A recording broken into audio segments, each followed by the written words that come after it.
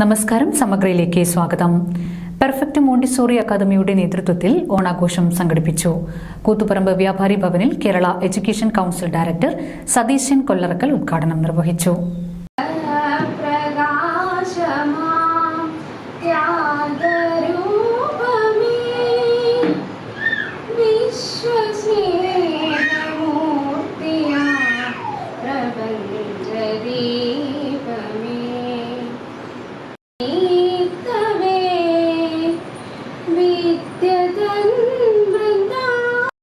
Perfect montessori അക്കാദമിയുടെ ഓണാഘോഷം കൂത്തുപറമ്പ് വ്യാപാരി ഭവനിൽ Kerala education council director Satheesan Kollarakkal ഉദ്ഘാടനം ചെയ്തു.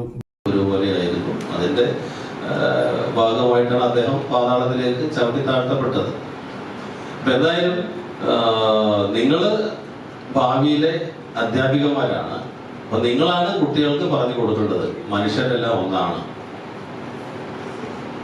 അതില് പല വേഷത്തിലും പല രീതിയിലുള്ള ആളുകൾ സംസാരിക്കുന്നതെങ്കിലും ഇപ്പോൾ കേരളത്തിൽ തന്നെ ഭാഷാപരമായിട്ട് നോക്കിക്കഴിഞ്ഞാൽ പല സ്ഥലത്തും പല രീതിയിലാണ് ഭാഷ, അല്ലെ?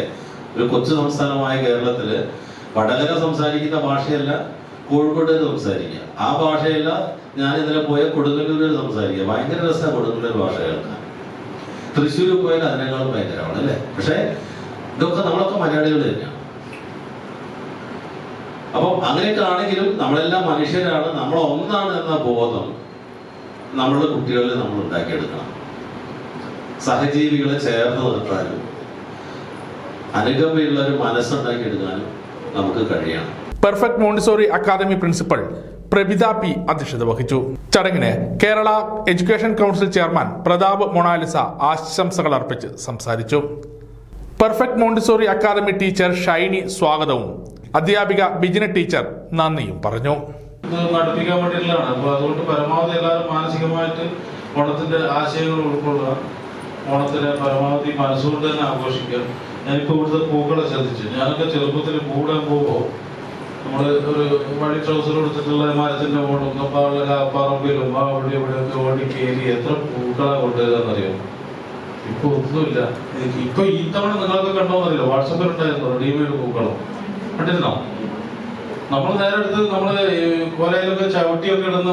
ബിജിന, ഐശ്വര്യ, ഹരിപ്രിയ, പ്രജിഷ, ശ്രുതി തുടങ്ങിയവർ ചടങ്ങിൽ പങ്കെടുത്തു.